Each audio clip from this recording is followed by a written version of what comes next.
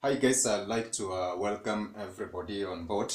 So we are going to look at this specific topic of a specific rotation. Earlier on, I'd invited you to one of the aspects of this stereochemistry that we had looked on the concept of optical activity. And I'm just going to have a short summary of what we had discussed on this aspect of optical activity, which basically is a fundamental area that we needed to learn on the concept of stereochemistry. Now, we had spoken on the aspect of what we refer to as a plane polarized light, and you said that this plane polarized light, whenever it's passed through a solution of enantiomers, there's a particular rotation that is being observed, and we say that this particular behavior of enantiomers gives them an aspect whereby we are going to describe them as being optically active. Optically active. So therefore, whenever we're talking about this particular aspect of enantiomers rotating a plane polarized light, and NAS referring to them as optically active, we're going to look in this specific discussion for today the extent to which this particular aspect of rotation is experienced. And in us trying to find this one, we're also going to look at the different aspects which are going to affect this extent of rotation, and some of the ways in which we can be able to, of course, identify this aspect of these enantiomers. Now, in this case, they are already discussed on the concept of a polarimeter, and therefore we said that this aspect of using this polarimeter to identify this behavior of enantiomers is referred to as polarimetric measurements. And we're going to see that polarimetric measurements are carried out in a polarimeter which has these aspects that we said, of course, of this specific light, which has got a single, I'm going to use this lambda to represent wavelength just for the sake of space, which has a single wavelength of monochromatic source. We had given an example using a sodium source. So therefore, the second aspect we mentioned about this polarimeter is that it has got a plane a polarizing filter. This is basically from the illustration that we had given on the board concerning the block diagram of a polarimeter. We say that it consists of a plane polarizing filter, and then next it consists of a sample holder which holds the sample that is containing this specific enantiomer. And then lastly, it had a part which we refer to as a detector, which was followed by what I refer to roughly as a printout, which is going to provide an interface for us to determine the extent of rotation of this particular. So in a summary, this basically refers to the aspect of enantiomers rotating light, and these are the different parts of a polarimeter that is used to measure this specific extent of rotation. So therefore, we mentioned the concept of different behaviors of these enantiomers, whereby we said that some enantiomers are going to rotate light to the right and left, and we had two specific terms for this particular case. And then we had said that let me just give this illustration. This is for the right, sorry for that. From our direction, this is going to be the left part, and this is going to be the right part. And for the right part, we say that if light is rotated towards the right, then we're going to give a positive notation, and to the left we're going to give it a negative notation that I'm going to give in summary as such. So there were two specific terms that we were going to use in referring to those two specific behaviors that I've mentioned at the board. And we say that optically active molecules that rotate plane polarized light to the left, or this is anti-clockwise, and this is clockwise. So for the behavior on my left, we're going to use a term that is referred to as level rotatory, and this is a dext rotatory. So whenever we mention these two specific terms, they are going to be preceded by these specific signs for positive and negative angles to denote the direction of rotation of those specific lights that we have talked about. So having mentioned that today, as I've said, we're going to, and I've mentioned that we're going to measure that extent of rotation using this specific angle. And this is a rotation, of course, to the left and to the right, given as such respectively. So this extent of alpha basically is what we are after for our discussion for today. So therefore, this alpha is going to be given in form of angles, which are going to be given in degrees, given as such. So the angle through which a sample of a compound rotates a plane polarized light depend on different factors. And given now, this one is going to be in conjunction with the anatomy of the block diagram and given earlier of a polarizer. So therefore, this extent of rotation depends on different factors. And the first one, I talked about the concept of a sample holder. So the path length of that specific sample holder is going to determine the extent of rotation, and we're going to give it an initial L whenever we are trying to measure it in our following discussion. So next, it's going to depend, the extent of rotation of this particular plane polarized light that is passing through a compound is going to be dependent on the concentration of that specific sample. And this is going to be denoted using the C, small c. And then next, we're going to see that the temperature of that specific sample is going to play a vital role in determining the extent of rotation. And that is going to be denoted using the T.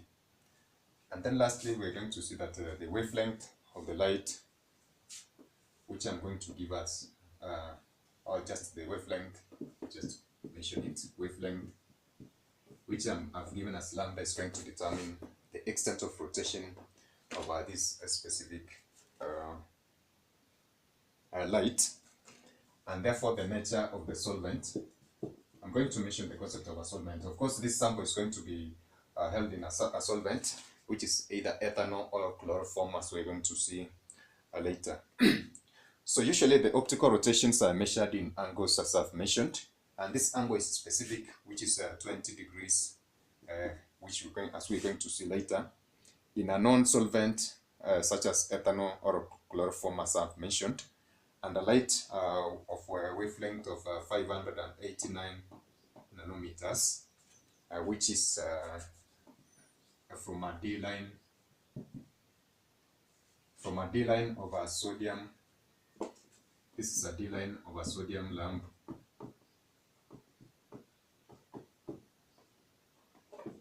As we're going to see later. So this aspect of polarimetric measurement has got some specifics, as I said, which consists of these different aspects whereby this specific angle in degrees is going to be used. And the 589 nanometers of a D-line sodium lamp is also going to be one of the conditions that we're going to make these measurements. So as I've already mentioned on these different aspects, we're going to look at a specific example and try to see how we're going to therefore express this. So in trying to look at these specific aspects, as we have said, which are going to affect the extent or the angle of rotation, there's a relationship that exists among these different aspects, or some of the aspects that we're going to see later, which are going to give us a specific formula for describing a specific rotation in stereochemistry. Therefore, this specific formula is going to be given as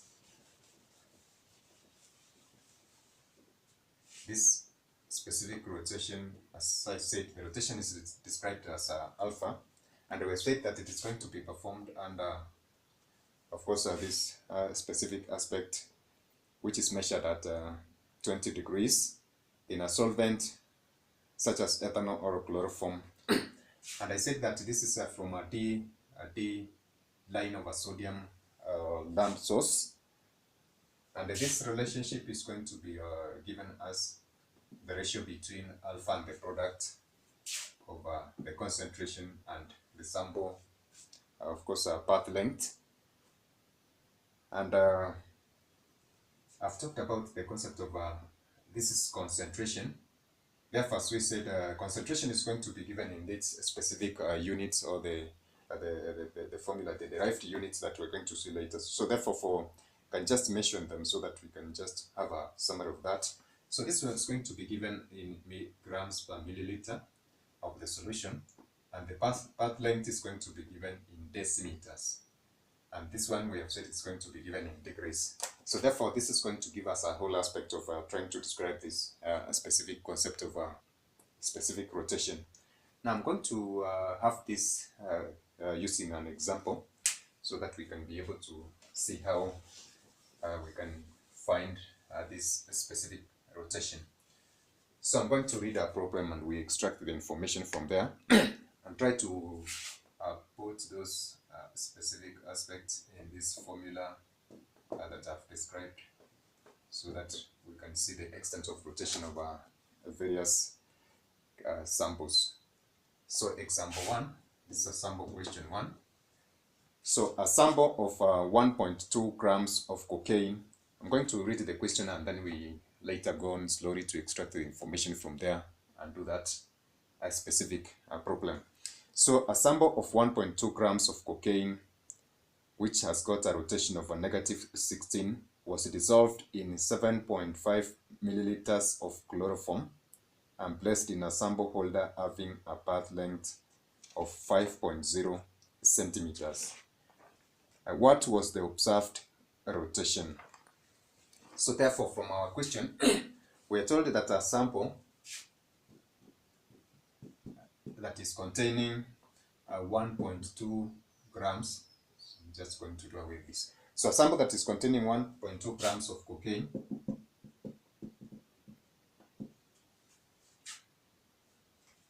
which has a rotation of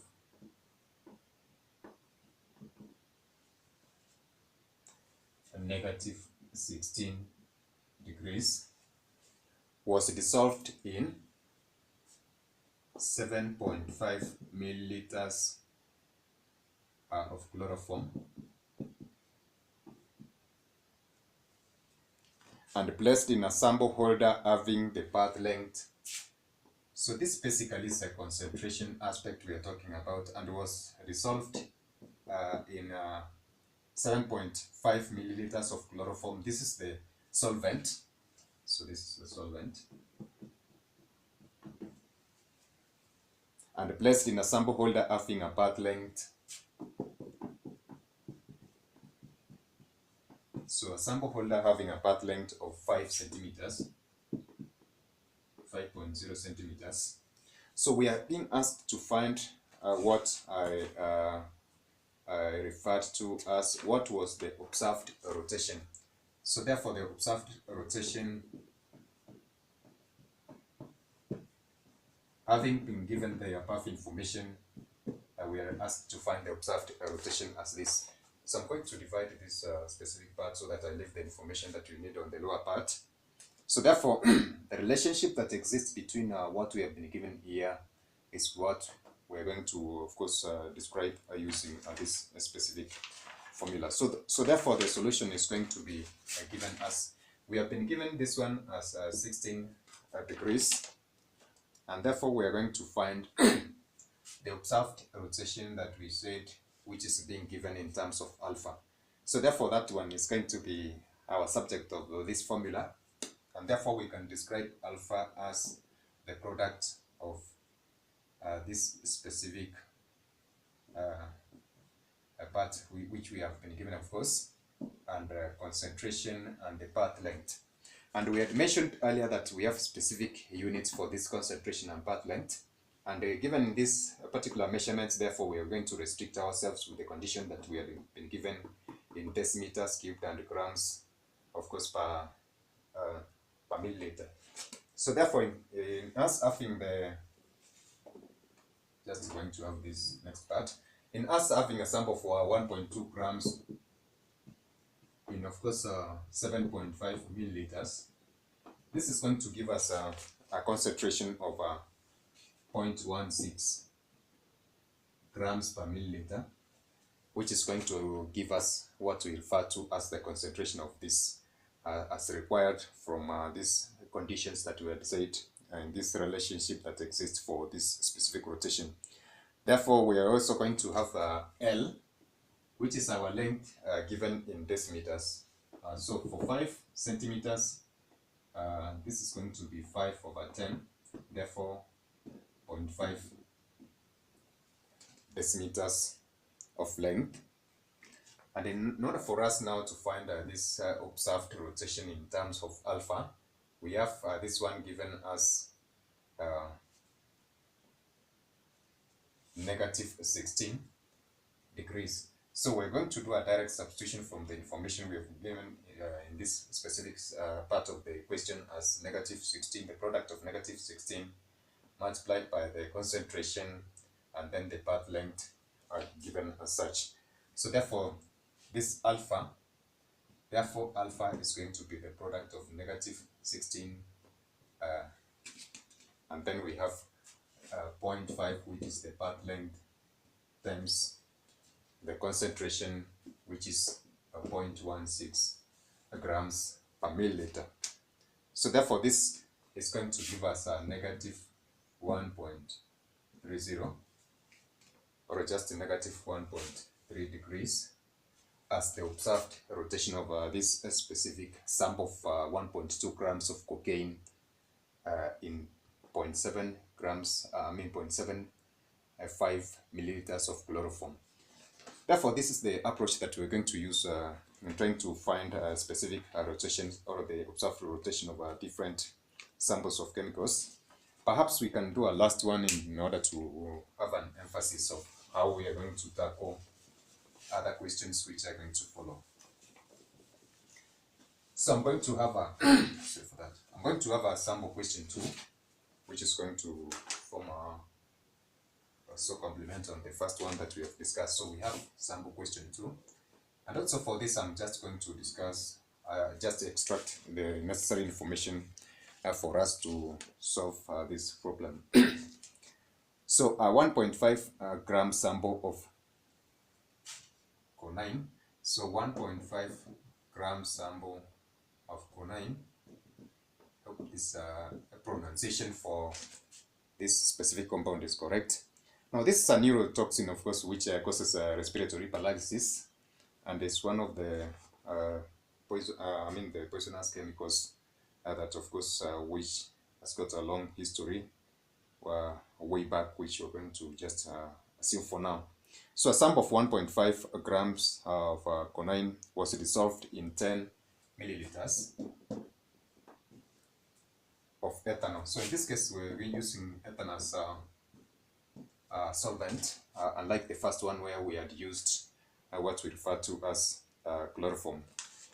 Was dissolved in 10 milliliters of ethanol and placed in a sample tube of length. So L we have been given as still 5.0 centimeters. The observed rotation of the sodium D line was, so alpha was given as plus 1.21 degrees. So calculate the specific rotation for the cocaine. So therefore we're being asked to find this square bracket of alpha 20 degrees of the D line. So in this case, we assess that the relationship that exists between the information we're being given is the square bracket alpha 20 D, which is given as observed rotation, the ratio between observed rotation and the product of concentration and sample length given in the specific units that we had mentioned. So the first one is that we are going to find the concentration from what we've been given. So the concentration is 1.5 grams of quinine, which is dissolved in 10 milliliters of ethanol, and that is going to give us 0.15 grams per milliliter as a concentration of that specific sample. And for the length, which is 5.0 centimeters, we are going to convert it as 5/10 into decimeters, which is 0.5 decimeters, given as such. And we say that the observed rotation is positive 1.21 And therefore, having been given that, we're going to have a substitution done on this specific part. And therefore, we're going to have alpha 1.21 all over 0.15 and the product of 5 respectively. So therefore, we are going to do this. You can confirm from your side using the calculators, and I'm getting 16.13 degrees as the specific rotation of this particular sample of gonane that was resolved in ethanol with this specific length that we have been told for the sample. So therefore, having discussed the concept of optical activity and the specific rotation, this is going to assist us, of course, as cement on our earlier knowledge we have discussed on the concept of introduction to stereochemistry and some of the aspects. So therefore, whenever we're going to mention on the concept of its optical activity and the path length etc., it's going to be comprehensible for us to get some of the specific points that are being mentioned in that specific discussion. So we're going to stop there for now, guys, and catch us in our next video as we're going to look at some of the other remaining aspects of stereochemistry. And I hope this is going to assist us in trying to cement our knowledge on describing molecules or the spatial arrangement of atoms in molecules. So that is it now for today. Bye, guys. God bless.